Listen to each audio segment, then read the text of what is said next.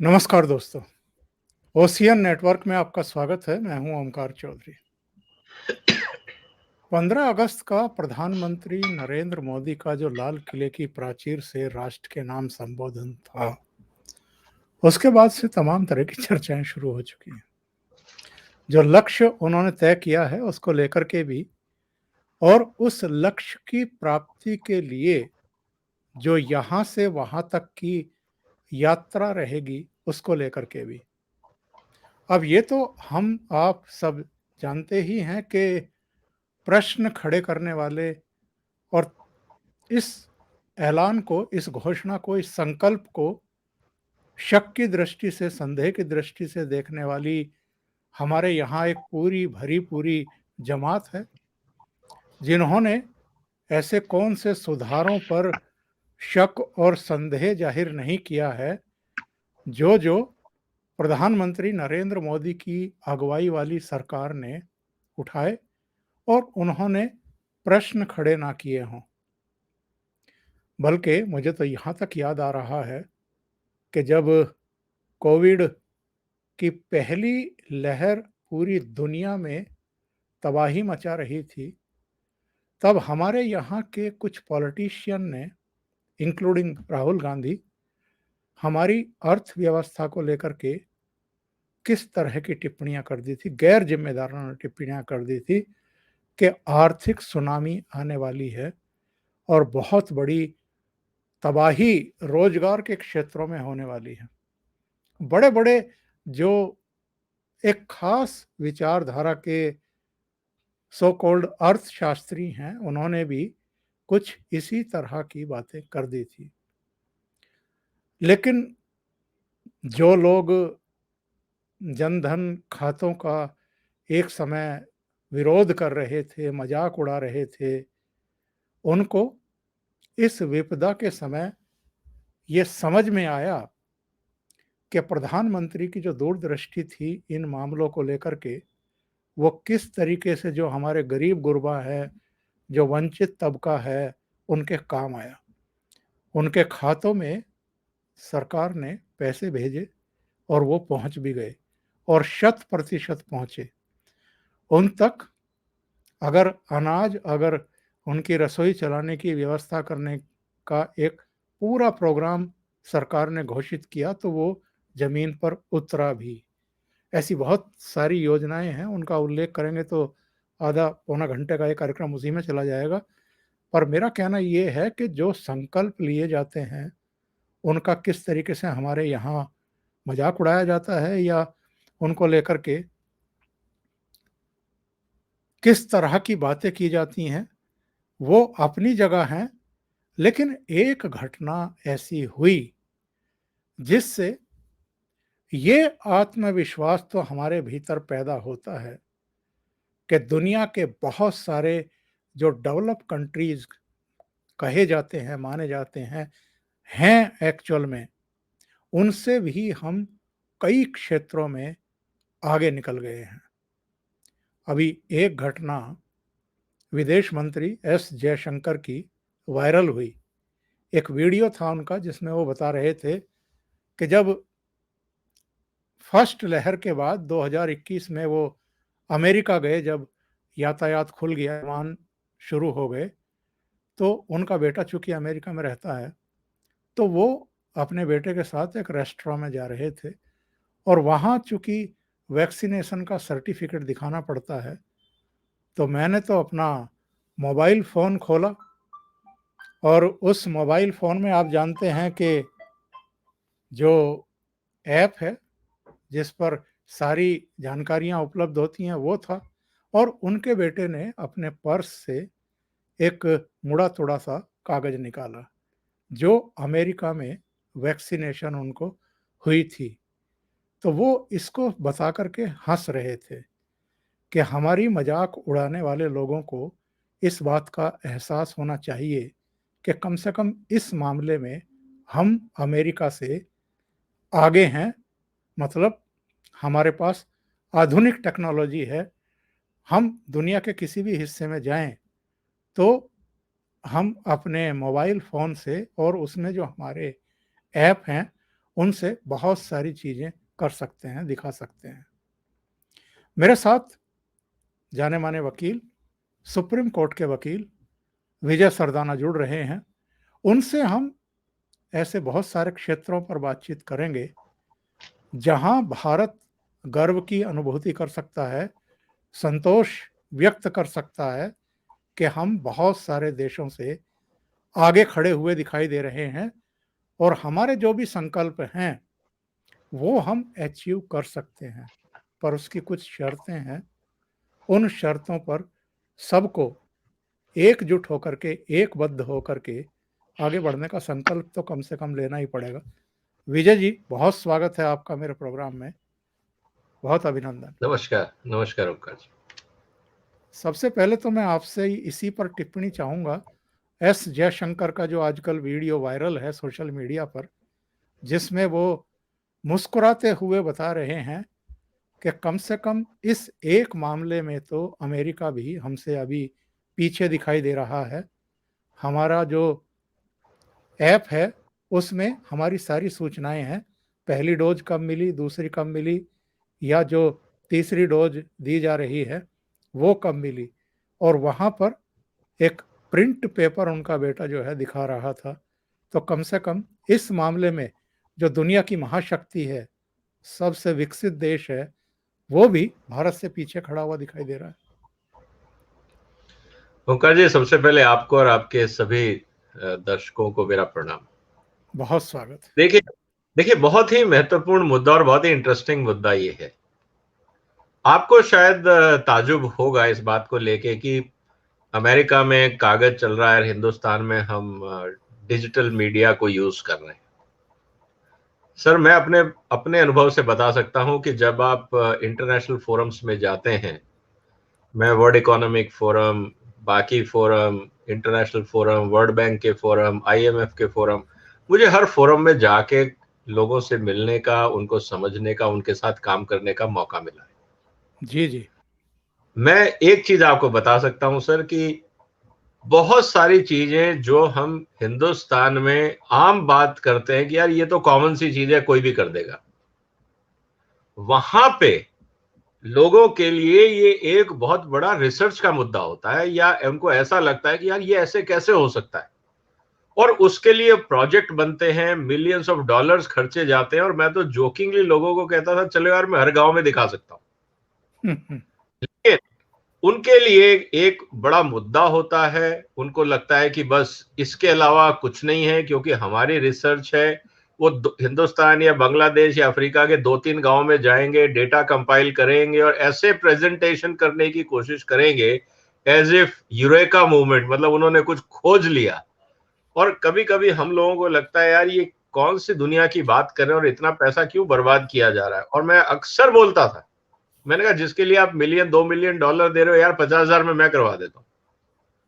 तो ये स्थिति जो जयशंकर जी ने कही, ये इसलिए इंपॉर्टेंट है हमें समझना कि कभी कभी इस देश में, और मैं सिर्फ हिंदुस्तान की बात नहीं कर रहा हूं, पूरा डेवलपिंग वर्ल्ड, इंडिया हुआ, ईस्ट एशिया हुआ, अफ्रीका हुआ, एक्सपीरियंस के मामले में, नॉलेज के मामले में, अलग अलग क्षेत्रों में हम वेस्टर्न वर्ल्ड से बहुत आगे हैं।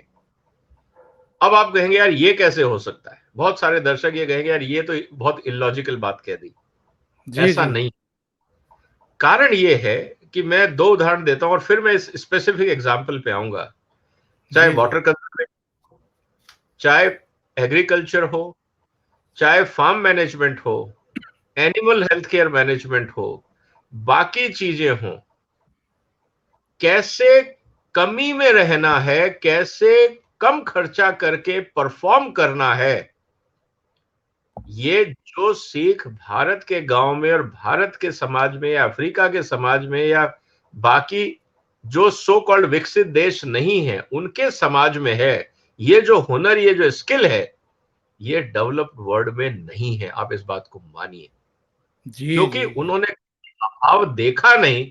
तो जिसे कहते हैं ना कि necessity is mother of invention, इसीलिए वहां इन्वेंशन नहीं हुए सामाजिक स्तर पर। और यही कारण आज की तारीख में जब हम डिजिटल इकोनॉमी की बात कर रहे हैं, तो जैसे हम आगे चलेंगे मैं आपको और उदाहरण दूंगा सर। देश के दर्शकों को, और मैं आपको सिर्फ इस बात का भरोसा दिलाना चाहता हूं क्योंकि मैं भी सेबी के साथ एज ए एडवाइजरी पैनल पे जुड़ा हुआ हूं, स्टॉक एक्सचेंजेस के मैं बोर्ड्स पे रहा हूं, फाइनेंशियल कंपनीज के बोर्ड पे रहा हूं। मैं आपको देशवासियों को यह कहना चाहता हूं कि हिंदुस्तान का जो आईटी सिस्टम है, जो गवर्नेंस का, खासकर बैंकिंग का और जो हेल्थ केयर का कोविड के साथ जो बना है, जिसकी जयशंकर जी चर्चा कर रहे थे, ये दुनिया का सबसे एडवांस सिस्टम है। जी जी। ये है इस देश में हम लोगों ने कभी अपनी तारीफ करना सीखा नहीं। हम लोग सिर्फ लेग पुलिंग में भरोसा करते रहे, क्योंकि मैं नहीं कर पाया तो दूसरा कैसे कर लेगा।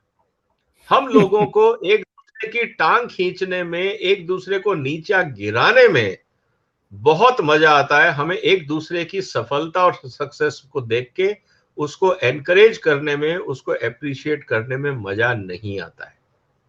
और हम इसी कुंठा के कारण हिंदुस्तान में कुछ भी अच्छा होता है, हम उसको डिग्रेड करने की कोशिश करते हैं।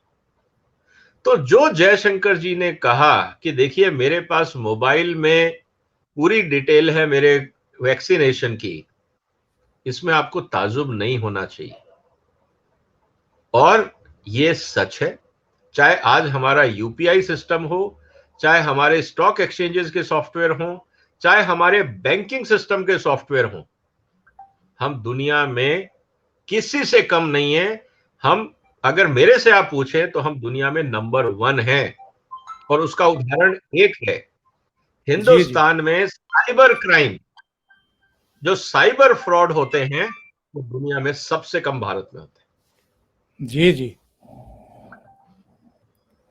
इसमें मैं ये भी जानना चाहूंगा आपसे विजय जी, हम लोग अक्सर ये चीजें सुनते रहे हैं, अभी भी सुनते हैं कई बार, और जो अब विदेशी हमारे यहाँ आते हैं उनको हमारी तरक्की देख करके, हमारी मेट्रो, हमारे हाईवेज, हमारे एक्सप्रेसवेज, हमारे हवाई अड्डे, उनकी भव्यता, वो देख करके आश्चर्य होता है। बल्कि मुझे तो याद है कॉमनवेल्थ गेम्स जब 2011 में हुए थे तो मैंने वो कवर भी किए थे। तो बहुत सारे विदेशी खिलाड़ी ये कहते देखे जाते थे कि भारत के बारे में जो परसेप्शन था, जो हमें बताया गया था, उससे तो एकदम ही अलग है। हालांकि वो दिल्ली और आसपास ही थे, ऐसा नहीं है कि इंटीरियर में गए हों, लेकिन जो राजधानी है उसको देख करके भी जो उन्हें बताया गया था, कम से कम वो सारे सीन उनकी उन कल्पनाओं से परे थे। और हम आप अच्छे तरीके से जानते हैं कि भारत को बहुत लंबे समय तक वेस्टर्न जो कंट्रीज हैं वो बंजारों का, सपेरों का देश बता करके एक तरीके से अपमानित करने की कोशिश करते रहे हैं। ऐसे में अगर भारत कोविड काल में तन करके खड़ा रहा, अगर अपनी 130 करोड़ आबादी को, कम से कम उनमें से 80 करोड़ आबादी को तो खाद्यान्न पहुंचाता ही रहा, उनको उनकी ज़रूरत के पैसे उनके खातों में डालता रहा, और इतना ही नहीं, जिस भारत के बारे में तमाम तरह की आशंकाएं व्यक्त की जा रही थी कि सबसे ज़्यादा नुकसान कोविड से भारत को होगा, उस भारत ने बहुत जल्दी तय समय सीमा में 2 वैक्सीन भी डेवलप कर ली, और अब तक तो 200 करोड़ से ज़्यादा वैक्सीन लग भी चुकी हैं। ये जो बदला हुआ भारत है, इसकी व्याख्या आप किस तरीके से करेंगे और ये कैसे हुआ है? देखिए, इस देश की क्षमता पे अगर किसी को शक है तो वो उसकी अज्ञानता है। आपने कोविड वैक्सीन की बात कही, मैं आपको उदाहरण देता हूं। आपको क्या लगता है कि कोविड वैक्सीन जो भारत सरकार ने बनाई थी, उसको रिसर्च में कितना टाइम लगा? लेबोरेटरी वर्क, मैन्युफैक्चरिंग की बात नहीं कर रहा हूं, लेबोरेटरी वर्क में कितना टाइम लगा होगा, आप गेस करिए। अगर मैं आपको कहूंगा तो आपको ताजुब होगा, क्योंकि मुझे भी हुआ था। लेस देन 2 वीक्स, 2 हफ्ते से कम समय में भारत के वैज्ञानिकों ने कोविड वैक्सीन का फॉर्मूला निकाल दिया था 2 हफ्ते के अंदर। और उसके बाद मैन्युफैक्चरिंग में, सेटअप करने में, फैसिलिटी क्रिएट करने में, वैक्सीनेशन के लिए, क्योंकि आपको उसको क्रिएट करना होता है, पूरी सेंसिटिव फैक्ट्री होती है, हाईली हाइजीनिक फैक्ट्री होती है, आपको वो सारे मानदंड बनाने होते हैं, filling line, packaging line, disposal, whole lot of things, जो पैराफिनेलिया होता है एक मैन्युफैक्चरिंग का, आप उसको अगर छोड़ दें। जहां तक रिसर्च की बात है वैक्सीन की, भारत के वैज्ञानिकों ने दुनिया की सबसे अच्छी और सबसे सस्ती वैक्सीन मात्र 15 दिन में बना दी थी। आप लोगों को विश्वास नहीं होगा, लेकिन यह हकीकत है। इसीलिए मैं कभी कभी कहता हूं, जब वेस्टर्न कंट्रीज और फार्मास्यूटिकल कंपनीज बोलती हैं कि मेडिसिन बनाना बहुत एक्सपेंसिव है, इसीलिए मल्टीनेशनल्स की दवाइयां इतनी महंगी मिलती हैं। सर, ये सब पैडिंग होता है, ये सब फाइनेंशियल जगलरी है, मैं फ्रॉड नहीं कहूंगा, ये फाइनेंशियल जगलरी है। तभी तो आप गवर्नमेंट से सब्सिडी ले पाएंगे, तभी तो आप जनता से पैसा ऐंठ पाएंगे, तभी तो आप ये कह पाएंगे कि हमें ये कंसेशन दे दीजिए, तभी हम रिसर्च कर पाएंगे। कहने का मतलब ये है कि अगर जो सहयोग भारत सरकार ने वैक्सीन डेवलपमेंट में वैक्सीन इंडस्ट्री को दिया, रिसर्चर्स को दिया, अगर ये सपोर्ट और ये क्षमता भारत सरकार के हर क्षेत्र में दे दी, भारत सरकार देश के हर वैज्ञानिकों को और इस तरह की रिसर्च में दे दे, सर ये दुनिया देखती रहेगी कि भारत कहां पहुंच गया। और यही कारण है कि जब भारत की वैक्सीन बन गई, सबसे सस्ती और सबसे इफेक्टिव वैक्सीन जब बनी दुनिया की, तो WHO में इस बात की लॉबिंग की गई कि डेटा बराबर नहीं है, ये डेटा कम है, वो डेटा कम है, क्योंकि बड़ी बड़ी मल्टीनेशनल्स को इस बात का डर था कि अगर $1 की वैक्सीन पहुंच जाएगी तो $10 की वैक्सीन कौन खरीदेगा। प्रॉब्लम दुनिया को इस बात का डर है, इसीलिए भारत को हर कदम पे रोकने की कोशिश की जाती है।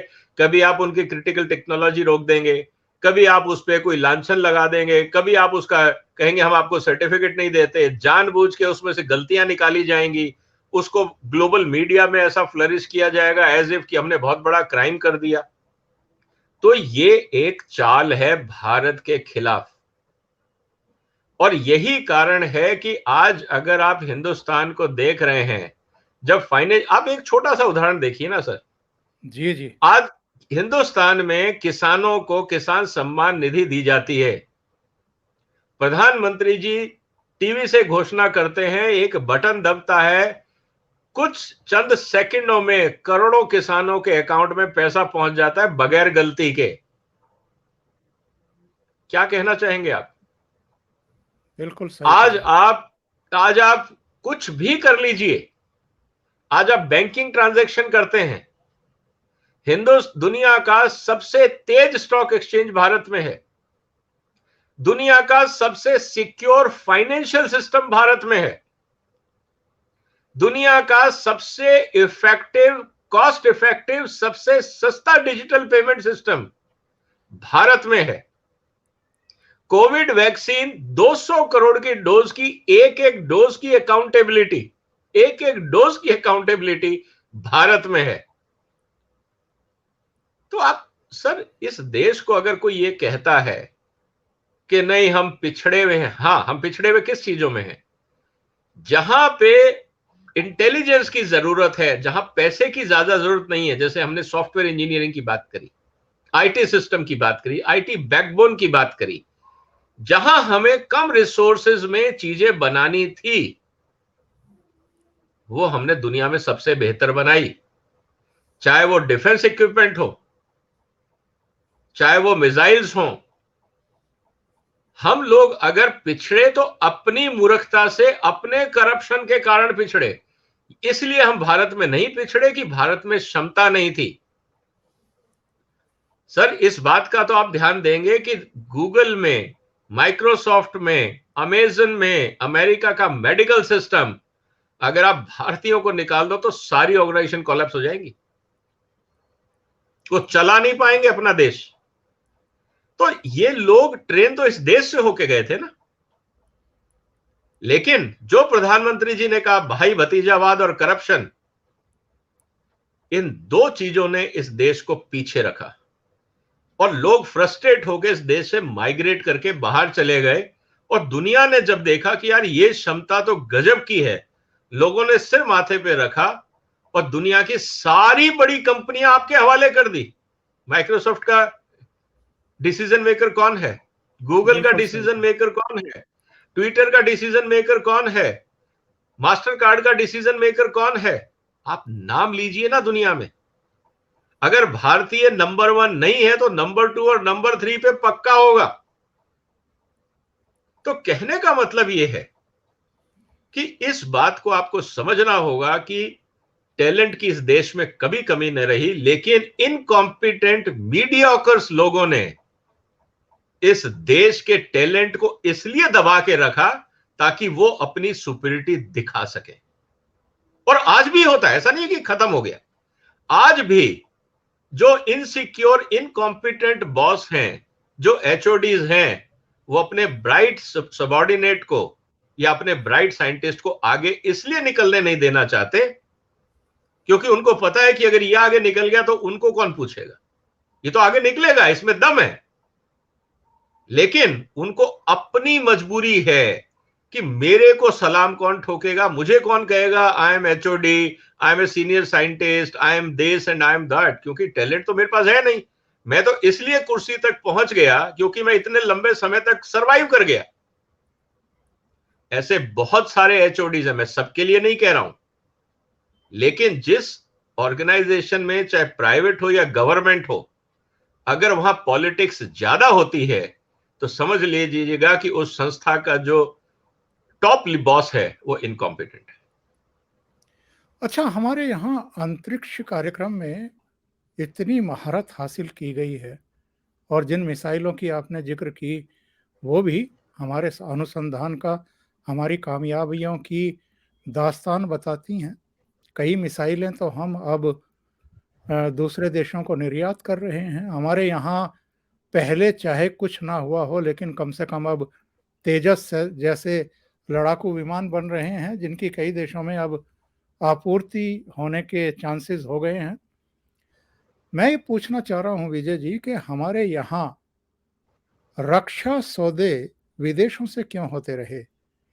एक मुझे याद आ रहा है प्रधानमंत्री मोदी का ही भाषण, जिसमें वो बता रहे थे कि जो हमारे यहाँ ऑर्डिनेंस सिस्टम था, फैक्ट्रियाँ थी अंग्रेजों के समय से, वो अत्याधुनिक थी। तमाम साजो सामान बनते थे उसमें युद्ध से रिलेटेड। फिर ऐसा क्या हुआ कि उनको चौपट कर दिया गया, डंप कर दिया गया, उनको रोक दिया गया और विदेशों से हम हर चीज खरीदने लगे।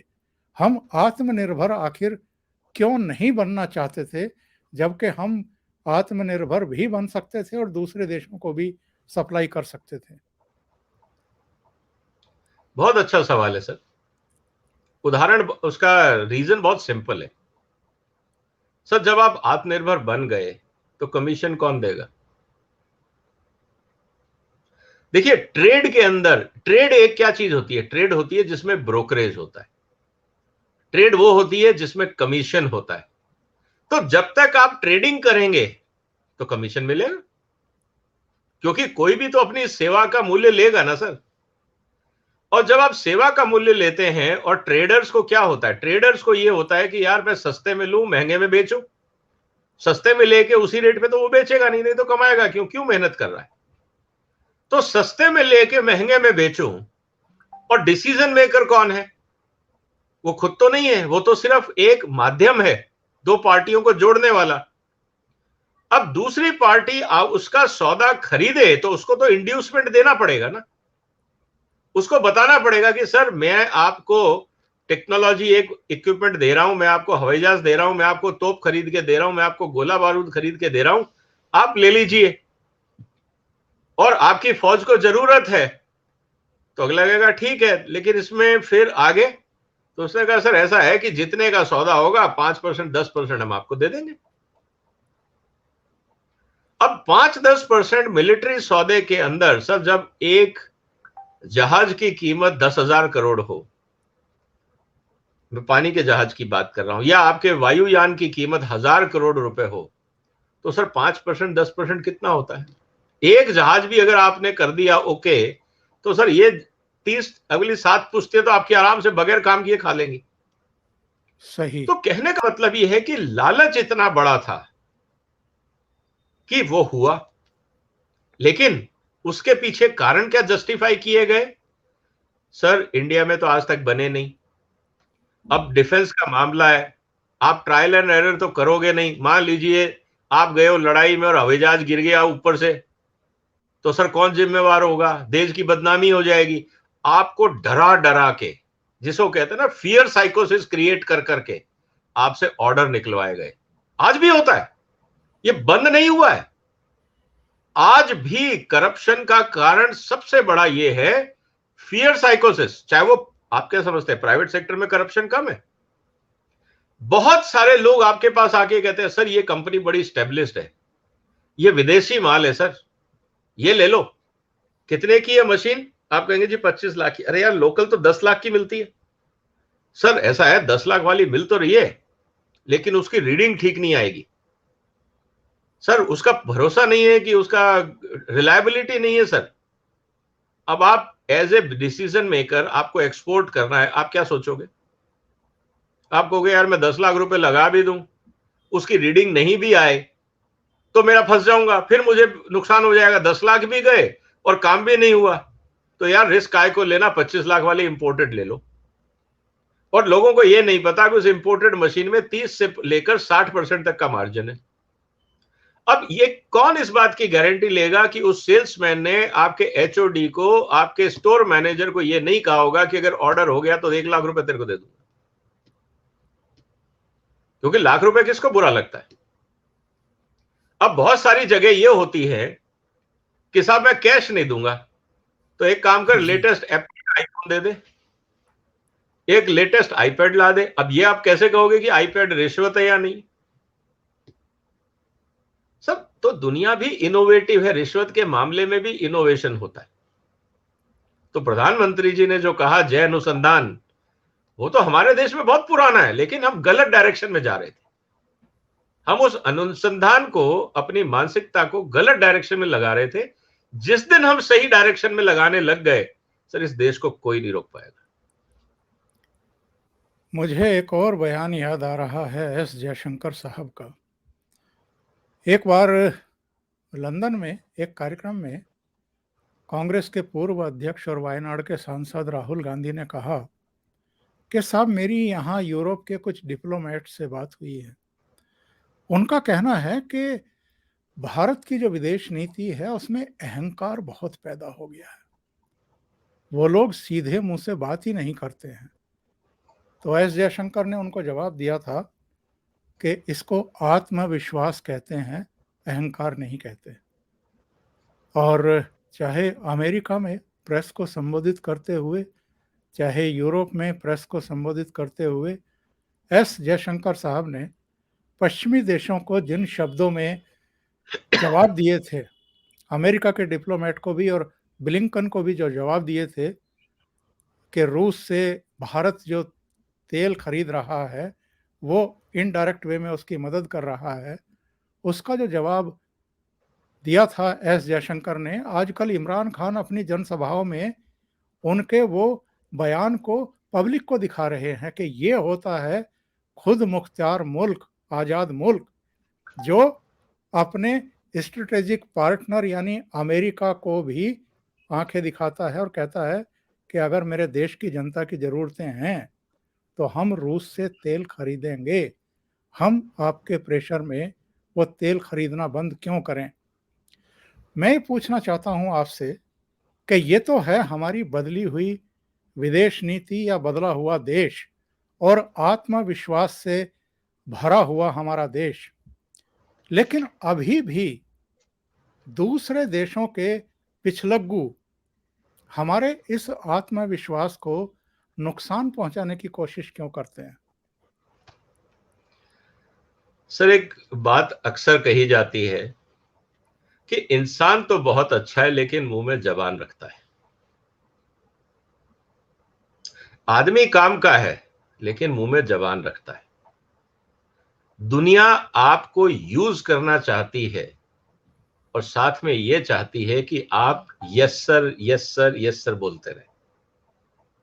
कोई नहीं चाहता स्वाभिमानी अपने आसपास। याद रखिएगा इस बात को। आप अपनी ऑर्गेनाइजेशंस में देख लीजिए, आप अपने बॉस के साथ, आप अपने ऑर्गेनाइजेशन के मालिक के साथ अपने स्वाभिमान को सामने रख के बात करें तो उनको लगेगा ये बहुत एरोगेंट है। ये ह्यूमन नेचर है। आप कहीं चले जाइए, आज भी जाइए, विदेश नहीं, हिंदुस्तान में भी चले जाइए। इसीलिए अगर आप ध्यान से देखें तो एक लेवल के बाद लोग ये उम्मीद करते हैं कि यार तुम ना ज्यादा मत बोला करो। आप ठीक है, अपनी बात रखते हो, अच्छी बात है, लेकिन यार बॉस के सामने बात मत रखा करो। वहां पे जाके सिर्फ सुनना होता है, बोलना नहीं होता है। मेरे को अपने कैरियर में बहुत सारे सीनियर एग्जीक्यूटिव्स ने और सीनियर पोजीशंस पे बैठे लोगों ने कहा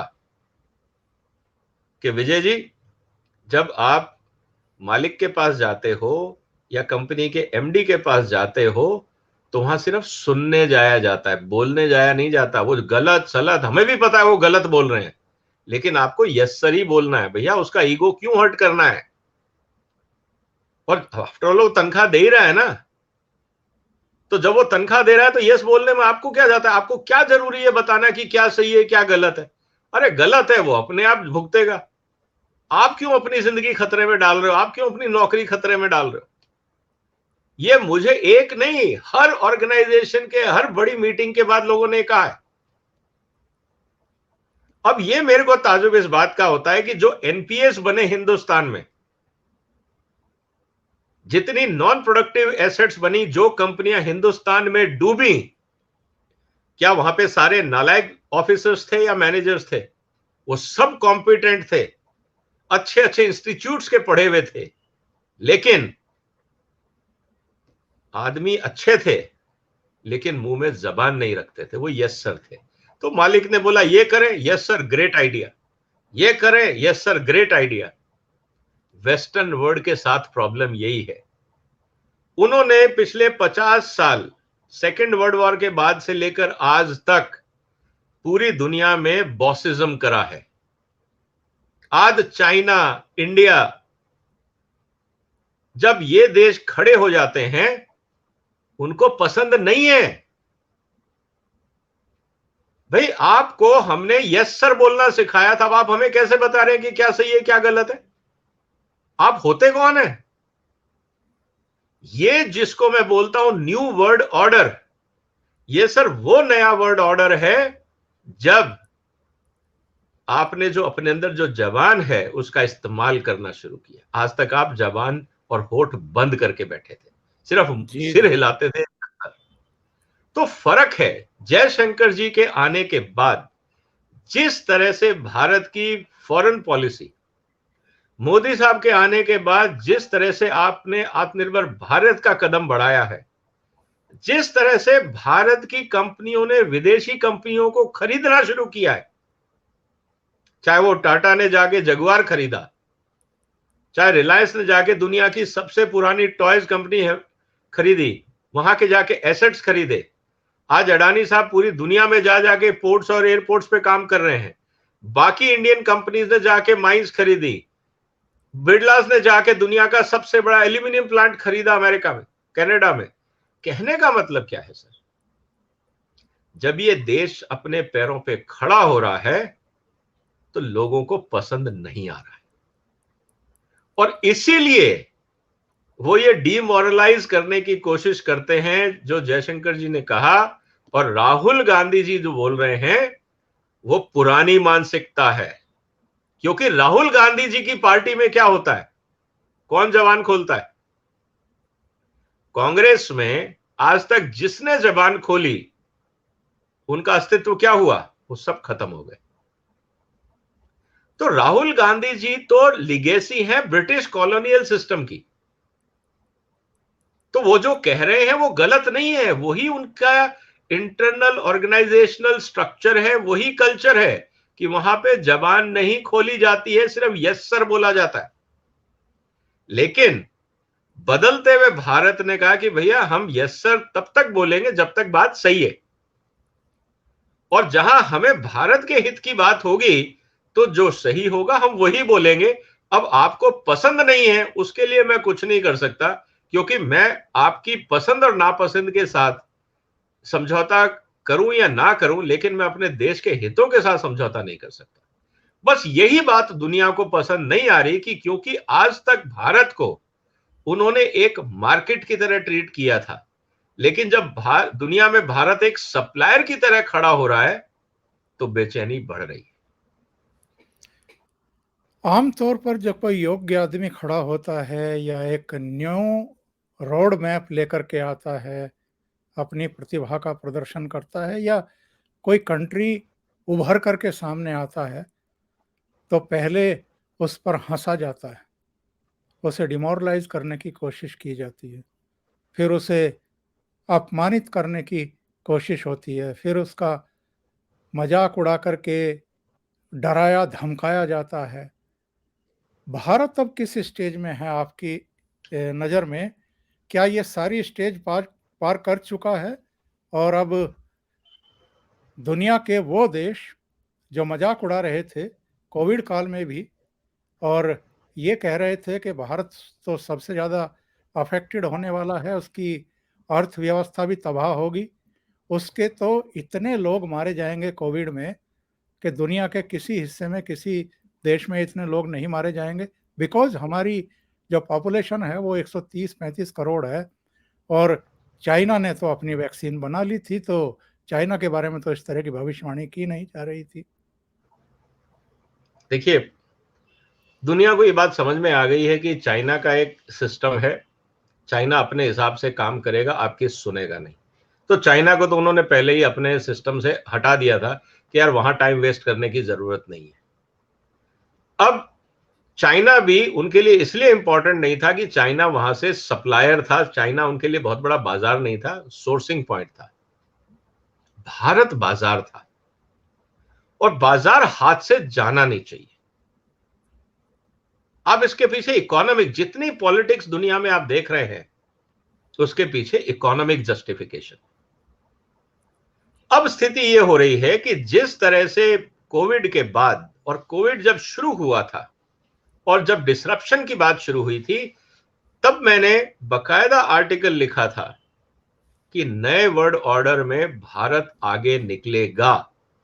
कारण यह था कि सर जितने भी पुराने ढांचे सिस्टम थे वो अपनी अपनी जगह पे थे, एक सिस्टम चल रहा था, सडनली पूरी दुनिया को आपने बंद कर दिया।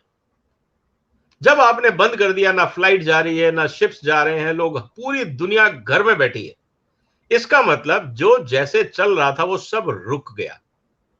जब रुक गया सब कुछ, तो सर आदमी का दिमाग खाली नहीं होता, आदमी का सोच नहीं रुकता है, वो चलता रहता है। तो लोग जब खाली बैठे थे अपने अपने ऑफिसेज में, तो क्या लोगों ने प्लानिंग नहीं की? लोग यही कर रहे थे कि जब मार्केट खुलेगा तब मुझे क्या करना है, अब ये चाइना पे मैं कब तक रहूंगा भरोसे में, मैं कहां इन्वेस्ट करूं, किससे खरीदूं, कहां बेचूं, किसको लाऊं, क्या करूं, क्या चाहिए। लोग वेबिनार कर करके आपस में डिस्कशन कर रहे थे कि अब नई दुनिया में मुझे कैसे ऑपरेट करना है, मुझे रीस्टार्ट, जिसे कहते हैं ना रीस्टार्ट ऑफ द बटन, आप उसको पूरे सिस्टम को रीबूट कर रहे थे, पूरी इकोनॉमी को, क्योंकि शटडाउन हो गया था। जब आप रीबूट करते हैं तब आपके दिमाग में यह होता है कि मुझे अब 100% डिपेंडेंसी क्या चाइना पे रखनी है, अगर नहीं तो कहां जाऊं। तो आप अलग अलग ऑप्शन ढूंढने लगते थे उस पूरी दृष्टि में।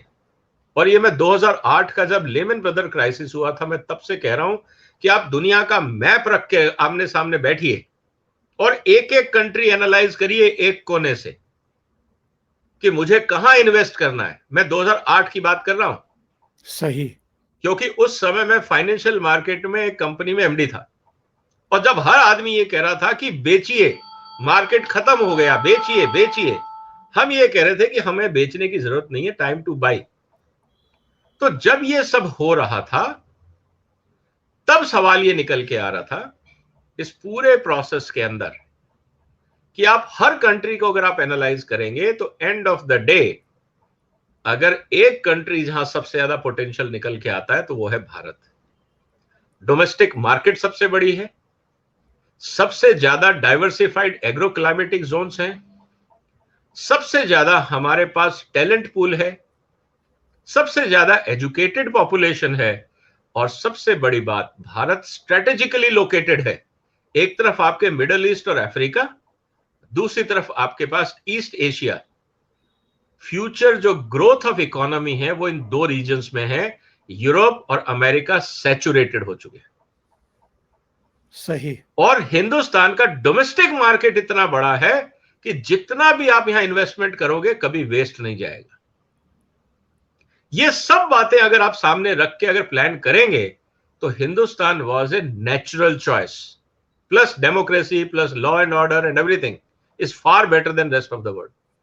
तो कहने का मेरा मतलब यह है कि सर अगर हम लॉजिकल सोचते हैं तो सामने भारत दिखता है, और जिनको लॉजिकल नहीं सोचना है, जो प्री कंसीव्ड नोशन से आए हैं कि नहीं नहीं America is best, Europe is best, क्यों, सड़कें अच्छी हैं, पानी अच्छा है, ये अच्छा है। हाँ हो गए, क्योंकि वो 30 साल से यही काम कर रहे थे। उनके इस बाजू में ना पाकिस्तान था ना चाइना था, ना उनके पास इतने करप्ट नेता थे जिन्होंने देश को खोखला कर दिया। तो वो निश्चित रूप से आगे निकले, लेकिन क्या वो हमेशा आगे रहेंगे और भारत हमेशा पीछे रहेगा? वो नहीं होगा, क्योंकि जो नए टूल्स आ रहे हैं जिसकी चर्चा से आज आपने प्रोग्राम शुरू किया, आईटी टेक्नोलॉजी। जब राजीव गांधी ये कहते थे कि 100 रुपए का 15 रुपए पहुंचता है, और वही देश का आज का प्रधानमंत्री कहता है 100 रुपए का 100 पूरा पहुंचता है। सर ये बदलाव नहीं है? बिल्कुल। एक प्रधानमंत्री कहता है 85% लीकेज है, और दूसरा प्रधानमंत्री कहता है 0% लीकेज है। ये बदलता हुआ भारत है, और ये सिर्फ मनी ट्रांसफर में नहीं, हर जगह पे आप इसका असर देखेंगे। अब इस भारत को कोई नहीं रोक पाएगा। विजय जी, ये एक ऐसा विषय है जिस पर कई एपिसोड बनाए जा सकते हैं, और हम लोग बनाएंगे भी। आज चूंकि समय काफ़ी हो गया है, इसलिए मैं आपका आभार प्रदर्शित करता हूं। आप जुड़े और इतना समय आपने ओशियन नेटवर्क के लिए निकाला। बहुत ही सार्थक चर्चा हुई है। थैंक यू सो मच आपका जुड़ने के लिए। नमस्कार। धन्यवाद। वंदे मातरम। वंदे मातरम।